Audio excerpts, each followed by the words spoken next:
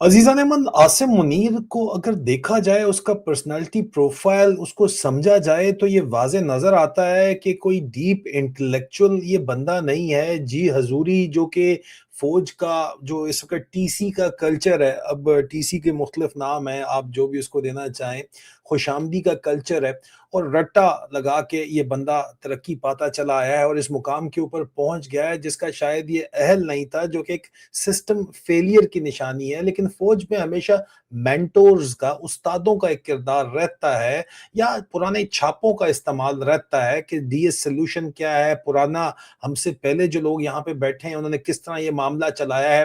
तो इस सारे चक्कर के तहत, उसी सेट पैटर्न के तहत आसिम मुनीर जो है वो पुराने छापों का इस्तेमाल कर रहा है और उस्तादों का इस्तेमाल कर रहा है। और इसके उस्तादों में इस वक़्त फ़ौज के अंदर ज़ाहिर-सी बात है कि जनरल बाजवा के पास उसका उस्ताद, उसका ससुर मौजूद रहा सारी उम्र, जो उसका मेंटर था, major general retired Ejaz Amjad. लेकिन इसका जो आसिम मुनीर का तो ससुर ब्रिगेडियर नहीं था। ये तो एक बड़ी मुअज़्ज़ज़ जंग की शिया फैमिली से उनका ताल्लुक है, लेकिन वो फौजी नहीं थे, उनको फौज की समझ नहीं थी और आसिम मुनीर की अपनी फैमिली में फौजी कोई नहीं था। इसीलिए नज़र ये आता है कि एग्जीक्यूशन एंड के ऊपर तो इसका काम मोहसिन नकवी करता है, लेकिन फौज के मामले में इसको मशवरे किसी फौजी से ही लेने थे। तो जब ये 23 फ्रंटियर फोर्स रेजिमेंट में ये कप्तान था, तो इसका जो 2IC था, उसका सेकंड इन कमांड, उसका नाम था नज़ीर बट। नज़ीर अहमद बट साहब जो हैं वो अब लेफ्टिनेंट जनरल हैं, चेयरमैन नैब हैं। और नज़ीर अहमद बट जिस वक़्त आसिम मुनीर कप्तान था और ये मेजर थे, 2IC थे, उस वक़्त से ही इनका एक जो है वो उस्ताद और शागिर्द का रिश्ता कायम हो गया था और वो आज दिन तक कायम है। अब ज़ाहिरी बात है, जर्नैल बनने के बाद जर्नैल सिर्फ अपनी जर्नैली का होता है, नज़ीर बट सीन के ऊपर तो नहीं था। लेकिन ये बड़ा इंटरेस्टिंग यहाँ पे किस्सा है और ये किस्सा शुरू होता है अजीज अनमन फरवरी 2023 में। तारीख आपने जहन के अंदर रखनी है। अब फरवरी 2023 में आसिम मुनीर का जो दायां वाला बाजू या जो भी आप उसको बोलना चाहें, दाएं साइड वाला जो है वो डर्टी हैरी नैब के अफसरान को तोशाखाना केस में इमरान खान पर रेफरेंस बनाने के लिए मजबूर कर रहा था। नैब ऑफिसर्स ने बजाते खुद डर्टी हैरी को बताया कि कानूनी तौर के ऊपर यह केस बन ही नहीं सकता, इट इज नॉट पॉसिबल। फरवरी 2023 की बात कर रहा हूं। तो फैसल नसीर ने नैब अफसरान को गंदी गालियां निकाली क्योंकि पीछे से आसिम मुनीर ने कहा था कराओ। इतना ज्यादा इंटेलेक्चुअल नहीं है ना, तो उसने कहा वो करवाओ, और यही तरीका होता है। बेतहाशा गंदी गालियां निकाली जिसके ऊपर नैब के अफसरान के साथ मामला बदल गया और चेयरमैन नैब आफ्ताब सुल्तान ने जो है वो स्टैंड ले लिया और ने कहा चल पुत्र काम कर, फिर मैं तो स्टैंड लूंगा। ऑनरेबल बंदा था। फरवरी 2023 की मैं बात कर रहा हूं। थोड़ा सा आगे चलते हैं। 9 मई 2023, आपको पता ही है, दिन कोई भूलता नहीं है, उसमें जाहिर बात है कि फोकस लोगों का कहीं और चला जाता है। लेकिन 9 मई 2023 को इस पे मैंने भी इसको रिपोर्ट किया कि ये नैब क्योंकि इमरान खान के ऊपर तोशाखाना पे केस नहीं बना रहा था, तो इसी मकसद के लिए चेयरमैन नैब आफ्ताब सुल्तान से जबरदस्ती इस्तीफा लेके आसिम मुनीर के यूनिट ऑफिसर और उस्ताद जी, जो इसने बताया आसिम मुनीर को कि यार मैं कर लूंगा, तू मैनू चेयरमैन नैब ला। और उस वक्त ये अपना पार्टी टाइम जो है नज़ीर भट्ट साहब कर रहे थे। इन्होंने पीर सहावा के ऊपर इलीगल कंस्ट्रक्शन करके, इमरान खान से इनका झगड़ा इस बात के ऊपर भी था कि बहुत मैसिव पीर सहावा इस्लामाबाद पे इन्होंने फार्म हाउस बनाया हुआ था, जो पहला फार्म हाउस किसी जनरल का इतना बड़ा था। उसके बाद जर्नलों ने जो है वो अनी मचा दी वहां पे फार्म हाउसेस बनाने की। लेकिन ये फार्म हाउस नज़ीर भट्ट का वहां पे बना हुआ था पीर साहवे के ऊपर। और नज़ीर भट्ट ने आसिम मुनीर को कहा कि मुझे चेयरमैन नैब लगा दे, आफ्ताब सुल्तान को जबरदस्ती हटा दे। तो आफ्ताब सुल्तान को जबरदस्ती हटाया गया और आसिम मुनीर के उस्ताद नज़ीर भट्ट को चेयरमैन नैब लगाया गया। और फैसल नसीर ने नज़ीर भट्ट की भी करप्शन की फाइल जो है वो बनाई ताकि जरूरत पड़ने के ऊपर काम आए। और आज नज़ीर भट्ट ने, मैं आपको बताऊं कि 9 मई 2023 में नज़ीर भट्ट ने लेकिन अपनी वफादारी साबित की और केस बनाया, आपको जो नजर आ रहा है इमरान खान के खिलाफ जो है वो केस बनाया गया, और इमरान खान के खिलाफ तोशाखाना के ऊपर नैब ने केस बनाया जो किसी तौर भी नहीं बनता था। और ये जो ओवरऑल सिचुएशन है, इसके ऊपर जाहिर बात है कि जब आप आगे चलते हैं तो नजीर भट्ट साहब ने उसके बाद इमरान खान को जेल में डालने के बाद एक लंबा प्लान तरतीब दे दिया, और आसिम मुनीर को बताया कि बेटा इसको अब पक्का जेल में ही रखना है, इसको बाहर आने नहीं देना, और इसके ऊपर केसेस मैं बनाऊंगा। और न सिर्फ जब जहां भी आसिम मुनीर फंसता है तो वो हमेशा कप्तानी से मशवरा लेने अपने उस्ताद के पास आता है, नजीर भट्ट के पास। और मैंने एक प्रीवियस वीडियो में आपको बताया था कि नजीर भट्ट ब्रिगेडियर जब था तो डिफेंस अटैची था और अमेरिका में किस तरह 4 बंदे इसने काबू करने का तरीका इसको बताया कि यार तुम सदर है या उसकी फैमिली के जरिए उसको काबू करो किस तरह, और लॉबियस्ट किस तरह हायर करने हैं, उनको किस तरह पैसे देने हैं, और वॉशिंगटन में गेम किस तरह डालनी है। वो टोटल मशवरा नजीर भट्ट का ही था। जनरल नजीर भट्ट ही इसको पीछे से जो है इसका, जिस तरह आसिम मुनीर का मतलब समझे ससुर, जिस तरह बाजवे का ससुर एजाज समझे तो उसको चला रहा था, इस तरह पीछे से नजीर भट्ट जो है वो अब आसिम मुनीर को चला रहा है। इतना लायक जो है वो नजीर भट्ट साहब को जो है वो शातर पना बेतहाशा शातर आदमी है, जो कि फौज उनको जानती है अच्छे तरीके से। मलक रियाज के साथ जब सींग अड़ाए गए तो उन्होंने कहा जी पैसे के मामले के ऊपर मलक रियाज को काबू करें, डीएचए जो है वो टेक ओवर कर ले बैरिया टाउन को, तो प्लाटों का काम चलना शुरू हो जाएगा। तो मलक रियाज के अगर आपको याद हो कि जनवरी 2025 में मलक रियाज ने भी एक बयान दिया था, और मलक रियाज साहब के इस बयान के ऊपर फौज के बयानिए के फौज का सियासत से कोई तल्लक नहीं है, एक बार फिर जो है वो पूरे का पूरा उन्होंने खोल के रख दिया था। मलक रियाज को भी जो पूरे का पूरा फंसाया गया और मलक रियाज को आगे चलाया गया, जो इस वक्त तक मलक रियाज को टारगेट किया जा रहा है, वो भी पूरा प्लान जनरल नजीर भट्ट साहब ने ही दिया कि किस तरह आपने जो है वो मलक रियाज को फंसाना है और मलक रियाज के फिर बैरिया टाउन के ऊपर जाके आपने कब्जा करना है। और न सिर्फ ये बल्कि 26वीं तरमीम किस तरह करनी है, 27वीं जो कि अल्टीमेट 28वीं तरमीम की तरफ डायरेक्शन है कि तुमने एक्सटेंशन अपनी किस तरह लेनी है और किस तरह अपना मुकम्मल कब्जा करना है, और आखिर में वर्दी में सदर बन के बैठना है। ये मशवरा भी जो है ये नजीर भट्ट साहब की जानिब से ही दिया गया आसिम मुनीर को, इसकी अपनी सोच इतनी ज्यादा नहीं है। और हालांकि इमरान खान के ऊपर तोशाखाना से जो घड़ियां चोरी करने का इल्जाम नजीर भट्ट साहब ने लगाया, कर्नल अकबर ने इसके ऊपर रिपोर्ट खुद की कि घड़ियां इसने खुद तोशाखाना से चोरी की और वो फिर जाके बाहर बेचने के लिए कर्नल सैयद अकबर हुसैन को दी वॉशिंगटन डीसी में। और कर्नल अकबर ने कहा कि यार कुछ शर्म हया करो, तुम ये काम मत करो, ये एक ऑनरेबल चीज है, ये ऑनरेबल काम है, ये मत करो। तो इसने कर्नल अकबर से तो साइड के ऊपर ले लिया, लेकिन उसकी टोटल कीमत जो है वो कोई 2250 डिक्लेयर की, हालांकि करोड़ों रुपए की वो घड़ी थी, और वो आगे इसने बेच दी।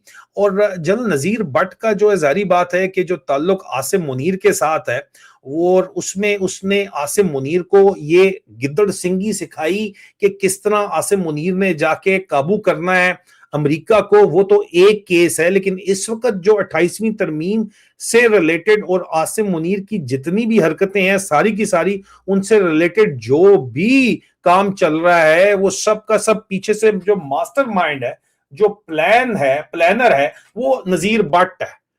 नजीर भट्ट प्लान करता है और उसको एग्जीक्यूट करने के लिए कुछ काम जो फौज के अंदर करने हैं वो डर्टी हैरी को पॉलिटिशियंस के ऊपर छोड़ा जाता है, मोहसिन नकवी से वो काम करवाए जाते हैं। मोहसिन नकवी सिर्फ एग्जीक्यूशन एंड है, प्लानर पीछे ब्रेन जो है, और डर्टी हैरी भी एग्जीक्यूशन का एंड है। जो प्लानर है पीछे ब्रेन है वो आसिम मुनीर का उस्ताद नजीर भट्ट है। और अभी नैब के मुकदमे जरदारी पे और शरीफों के ऊपर भी तैयार उन्होंने किए हुए हैं, वो बना के चलाए जाएं और उनको डंडा दे के 28वीं तरमीम पास करवाई जाए। ये भी नजीर भट्ट का प्लान है। और नजीर भट्ट का अल्टीमेट प्लान ये है कि एक दफा 28वीं तरमीम करके आसिम मुनीर को वर्दी में सदर बिठा दिया जाए, उसके बाद ये कंफर्म मैं आपको बात बता रहा हूं, नजीर भट्ट साहब का मास्टरमाइंड ये जो प्लान है, जनरल नजीर भट्ट का वो प्लान है और आसिम मुनीर इंप्लीमेंट करना चाहता है कि तमाम सियासी पार्टियों के ऊपर पाबंदी लगा दी जाए, इनको कलदम कर दिया जाए और उसके बाद इनका मांझा प्रोग्राम चलाया जाए, सबके ऊपर नैब केसेस खोले जाएं। मरियम जनरल रानी मशूक के चक्कर के अंदर बड़ी खुश है कि 70 मिलियन मुझे वापस कर दिए, वो 700 मिलियन तुमसे निकलवाएंगे नैब वाले वापस, जानी तुम किन चक्करों के अंदर हो। इनका प्लान ये है कि जनाब पार्टियां सारी की सारी खड़का दी जाए और उसके बाद जो पीटीआई का हाल किया है वही बाकी पार्टियों का भी करें और मोहसिन नकवी को वजीर आजम लगा दो। एक टेक्नोक्रेट सेटअप का जो इनकी ख्वाहिश है वो लेके आई जाए और टेक्नोक्रेट सेटअप के जरिए इनका ख्याल है कि पाकिस्तान की मईशत दिन रात, वो दिन चुगनी रात दुगनी तरक्की करेगी।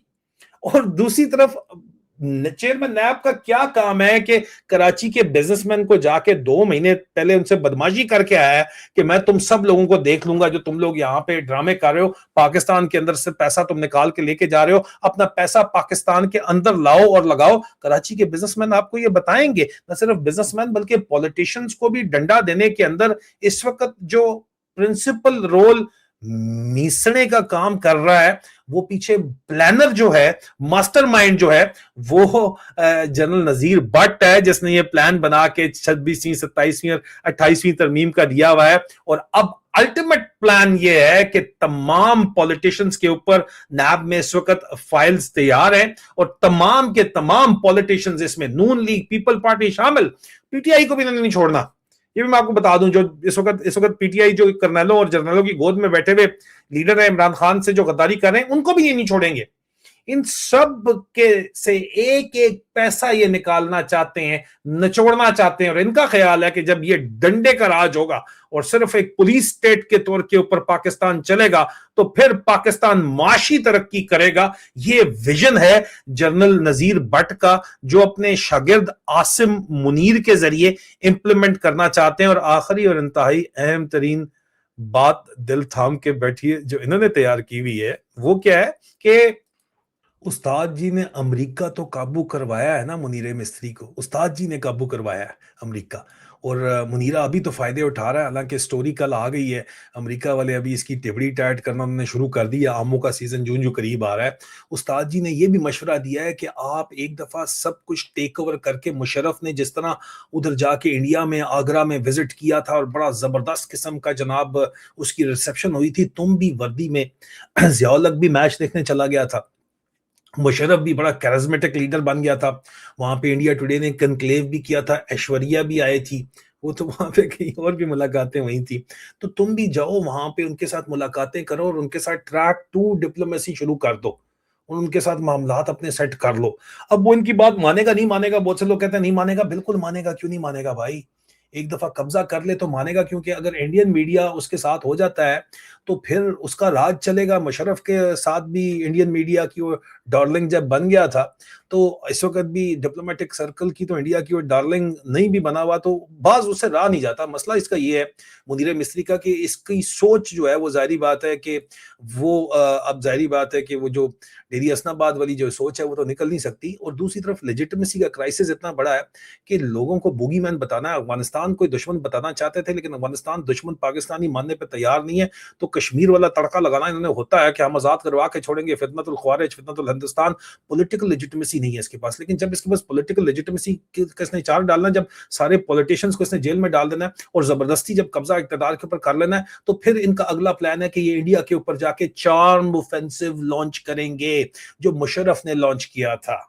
और एक हाथ में जो है वो कलदम तंजीमों वाला डंडा रखेंगे जो कि उन्होंने रखा हुआ है, ठीक है, मिलिटेंट ऑर्गेनाइजेशंस का डंडा, और दूसरे में जाके कहेगा कि मैं तो बड़ा चंगा डार्लिंग किस्म का बंदा हूं, आप क्यों फिक्र करते हैं, बस मुझे आप जो है मेरी यॉट्स के ऊपर मेरी मुलाकात करवाएं, जिस तरह मुशर्रफ की मुलाकातें करवाई गई थी, मखसूस किस्म की टॉप नॉच इंडियन एक्ट्रेसेस से भी मुलाकातें हुई थी। वो कहता है उस्ताद नजीर बात कहना, यार तू याशी पार्ट तू कितना चक्कर दे अंदर है।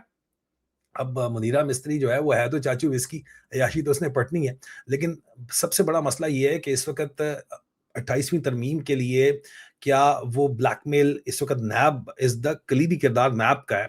नैब नेशनल अकाउंटेबिलिटी ब्यूरो के ज़रिए 28वीं तरमीम जनरल नज़ीर भट्ट की अब ज़िम्मेदारी बन गई है। उन्होंने परफ़ॉर्म करके दिखाना है कि हाँ, मैं ये काम कर सकता हूँ।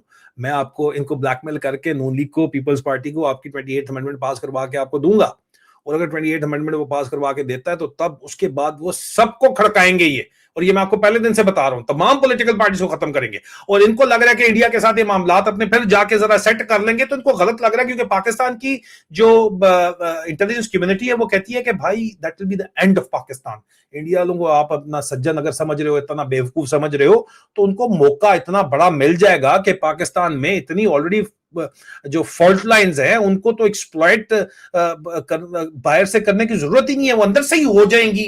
इंसर्जेंसी है, टेररिज्म है, और इसके अलावा ये नजीर भट्ट कहते हैं कि नहीं, इंडिया के साथ मामला सेटल कर दो, वो अफगानिस्तान को भी सपोर्ट ना करें, यहाँ पे भी बलूचिस्तान को सपोर्ट ना करें। ये फार्मूला ज़िया-उल-हक ने भी चलाया, ये फार्मूला मुशर्रफ ने खास तौर के ऊपर 10-11 साल चलाया, तो आप इसी फार्मूले के ऊपर चलाते रहो ये काम आगे। ये चलने वाला नहीं है काम भाई, पाकिस्तान बचने वाला ही नहीं है जो ये प्लान कर रहे हैं उसके तहत, खुदा ना खासा मेरे मुंह के अंदर खाक। लेकिन ये बात पाकिस्तान की मिलिट्री एस्टैब्लिशमेंट करती है। नजीर भट्ट सियाना कहां जरूर होगा, लेकिन सियाना कहां आखिर में गू ही खाता है, मैं आपको बता रहा हूं। ये एक्चुअल सिचुएशन है जो कि ये अपनी तरफ से बहुत सियाना समझ के गेम आगे खींच रहे हैं। ये इनसे चलने वाली नहीं है। बिजनेसमैन इन्होंने अपने खिलाफ कर ली है, पॉलिटिशियंस भी इन्होंने अपने खिलाफ कर लेने, जागीरदार फ्यूडल लॉर्ड भी अपने खिलाफ कर लेनी है, फौजी इनके अपने इनके साथ नहीं है। तो आपके ख्याल के अंदर क्या ये इंडिया वाले क्यों इनका साथ देंगे आपके ख्याल के अंदर? ये एक एक साइड से बदमाशी करता है, एक साइड से बातें करता है, और दूसरी तरफ से जो है वो जाके कहता है नहीं मैं चला लूंगा मामला। अमेरिका वाले इससे तंग ऑलरेडी आना शुरू हुए हैं। इधर ट्रंप गया, उधर ये खड़काया गया, इसकी काम खत्म उन्होंने कर देना है। वो खुल के अभी बोलना शुरू हो गया। सीबीएस न्यूज की जो स्टोरी है वो आपने देख ली होगी, कल मैंने उसके ऊपर ब्रेकिंग न्यूज सारी की हुई है। तो आप मुझे बताएं ना कि ये आपको क्या लगता है, इकोनॉमी इनसे चल ही नहीं रही, तबाह तबाह हाल है इकोनॉमी। और ये सिर्फ और सिर्फ समझते हैं कि ये बहुत ज्यादा सियाने हैं, लेकिन इनका मसला ये है कि जब पॉलिटिकल लेजिटिमेसी नहीं होती किसी के पास, डेमोक्रेटिक लेजिटिमेसी नहीं होती, तो इसी तरह की फिर जो है ना वो सियानपति लोग करते हैं और अपने उस्तादों के जो मशवरे होते हैं वो लेने की कोशिश करते हैं। लेकिन ये इनका काम चलने वाला नहीं है। ये एक बहुत बड़ा इशू है, ये मैं आपको बता दूं। अपना ख्याल रखिए, बहुत जल्द आपसे दोबारा मुलाकात होती है। और अगर आप चाहते हैं कि मैं इसके ऊपर मजीद इन्वेस्टिगेशन करके तफसीलात आपके सामने लेके आऊं, तो जरूर कमेंट्स के अंदर बताइएगा। खुदा